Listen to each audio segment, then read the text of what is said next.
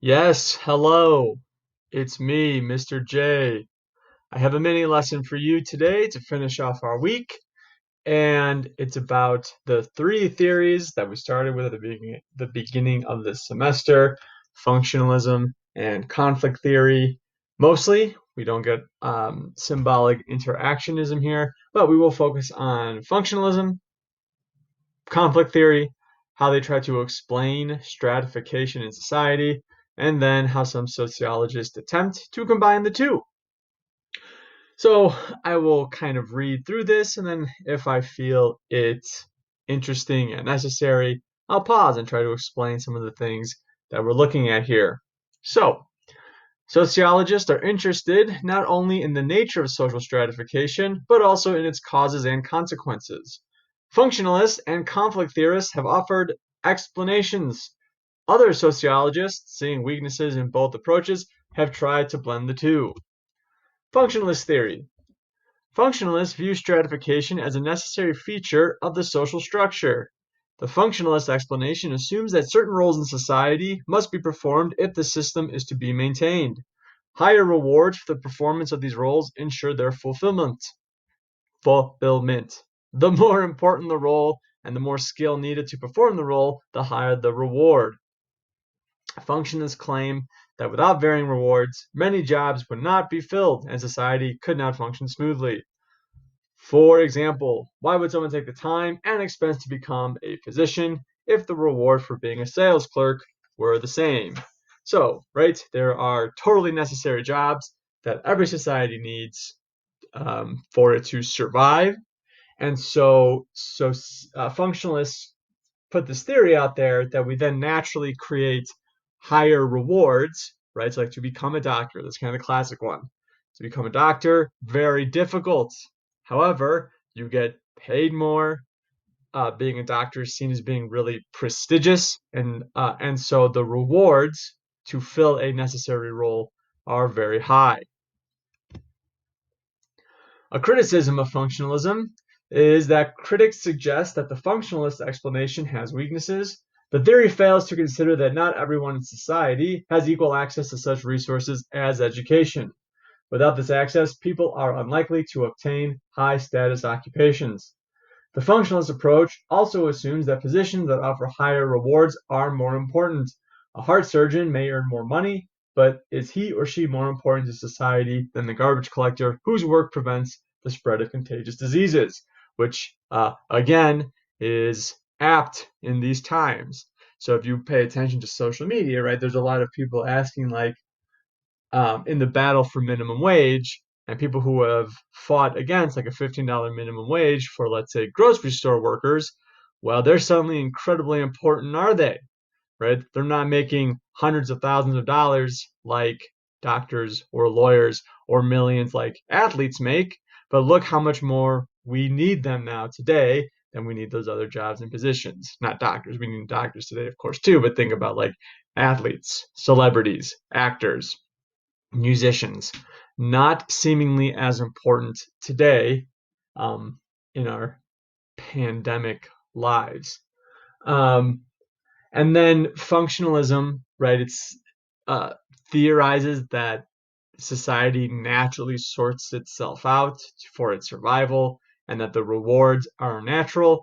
But then it doesn't consider things like groups of people who don't have access to good schools who might then become doctors instead of prestigious and lower wealthy jobs. Um, Functionalism doesn't deal with that problem of social, gender, racial inequalities, let's say. So conflict theory. Conflict theorists see competition over scarce resources as the cause of social inequality.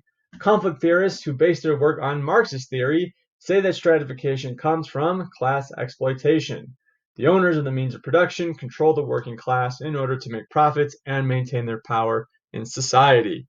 Right? So pure Marxist theory really just has the two classes: the bourgeoisie that rule over and exploit the proletariat, and then any sort of conflict between the proletariat itself is just a function of the bourgeoisie exerting its control over the proletariat.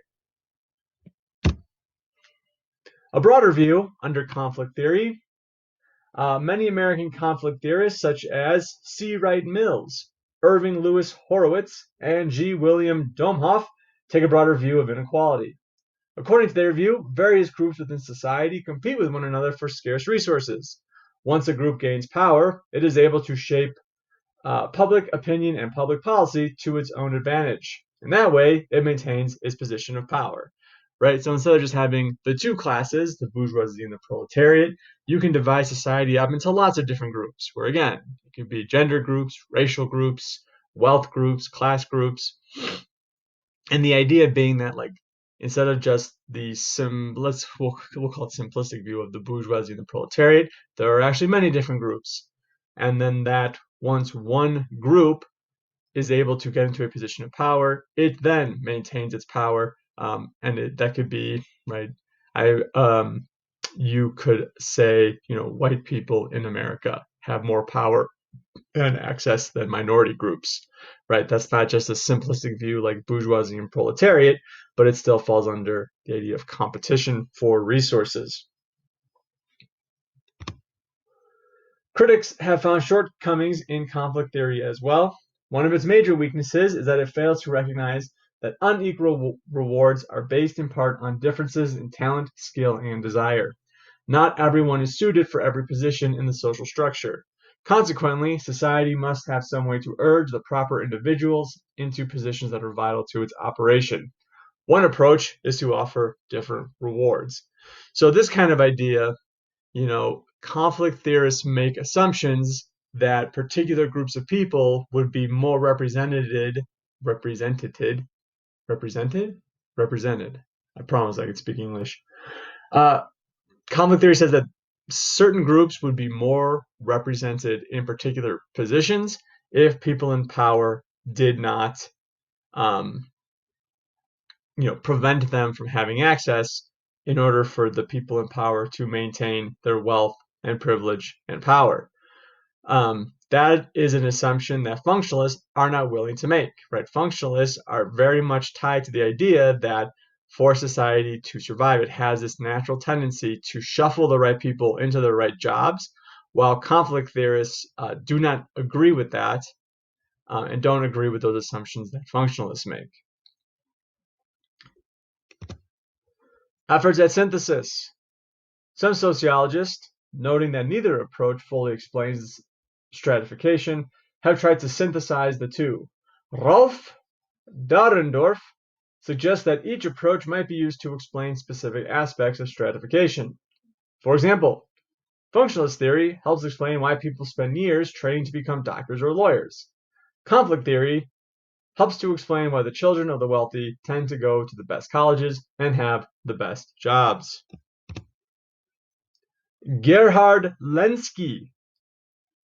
I don't know if you noticed a lot of these German names, but sociology and psychology have deep roots in kind of Central Europe, Germany specifically. Gerhard Lenski takes a similar approach. However, he asserts that the usefulness of the theory depends on the society under study.